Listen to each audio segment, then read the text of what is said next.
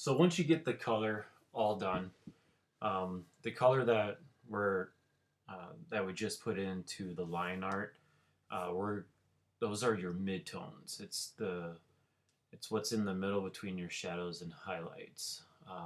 So with the midtones already applied, when we start doing the shadowing and highlighting, um, you're working with like three different kind of tones: shadows, midtones, highlights, and they all come together to give your your line art colored in with some really nice depth and definition and stuff like that.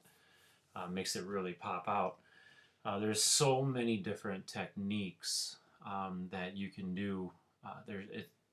It's just picking one and um, whatever you like and stick with and stuff like that.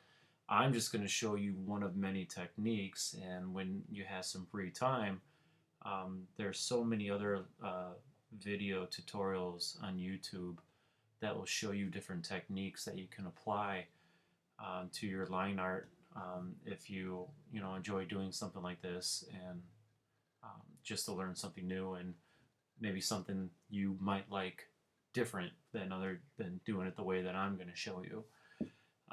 Like I said, there's so many different techniques. I'm just going to show you one, the one, maybe two. But the first thing that I want to focus on, I'm going to do the highlights first. Get that out of the way. I already have my midtones on here. That was the color that I applied. And what we're going to do is we're going to brighten those midtones up. And then eventually we're going to darken those midtones up with the shadows.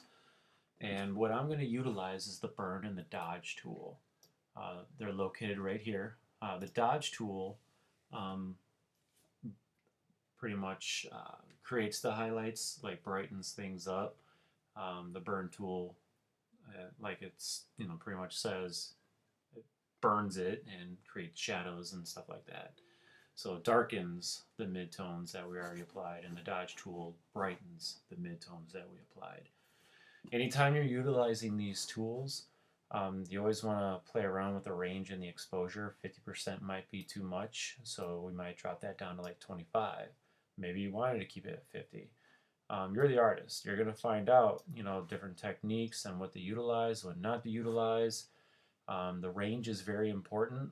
Anytime you're working with the burn and dodge and shadowing and highlighting, depending what your range is set at, whether it's shadows, midtones, or highlights, you're going to get something different, a different kind of highlight.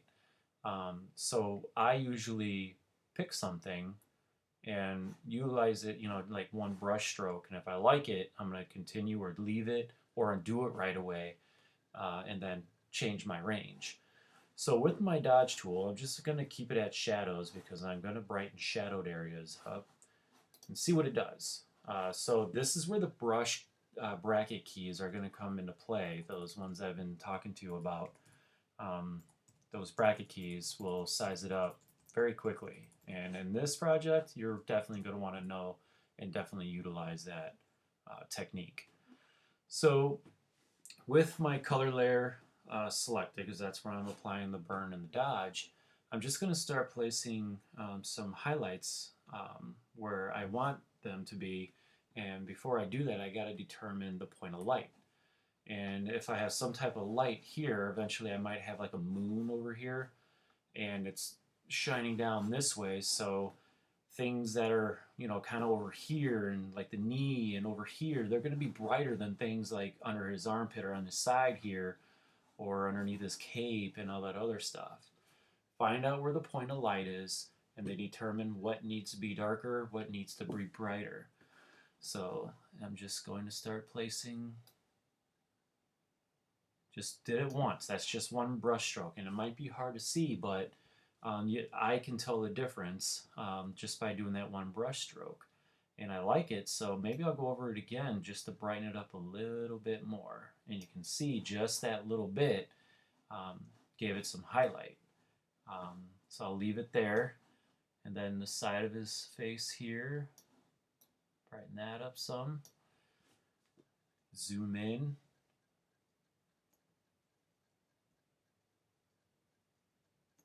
Shrink this down. Give his neck some definition. Really small, just that little bit. Added a lot of definition right there. And do some here. Top of his shoulder. Right in there. Wherever you feel like there needs to be, brighter areas because of the point of light, just start placing it there. Watch your brush and going into other areas. I'm just focusing it on his leg right there. Get his cape. Right there. Get the part of his chest here. Get his abs there. And a little bit of his arm right there. Top of his cape. Right there.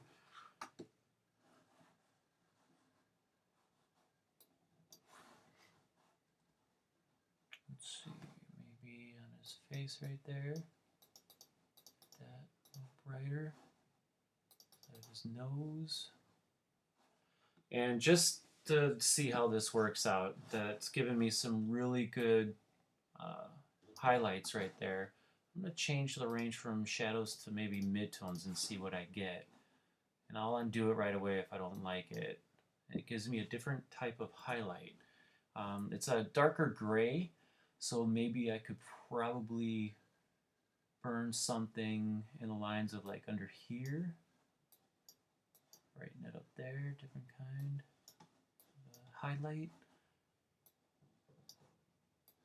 Blend in the ones I've already put in. And let's see what happens when I change it to highlights. Nothing. So some of them will work, some of them may not. So it seems like shadows for the range for the dodge tool is working the best. I'm going to stick with that. Doesn't hurt to experiment.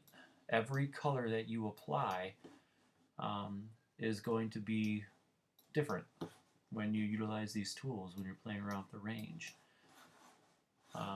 If I had the exposure bumped up a little bit more, I'd probably get more of a drastic change.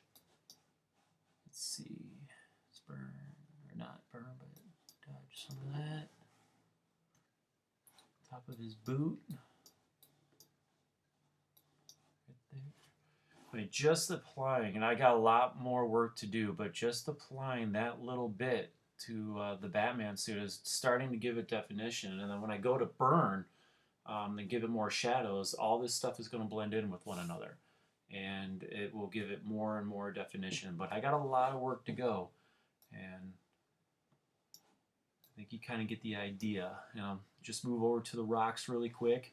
Get my point of lights going this way. I'm going to brighten up the rocks in certain areas. Up here. And I can always go over it and over it. And if you don't like it, undo it right away and then do it again. Try to refrain from like just clicking all the time. Use like click and hold and use solid brush strokes. Because if you start clicking all over the place, like click, click, click, click, it's going to make it very spotty. And you don't want to do that. Even these, I'll give a little bit of a dodge to give it some definition. Shrink my brush down quite a bit. Just keep going over and over, and eventually you will get some, or just bump up the exposure.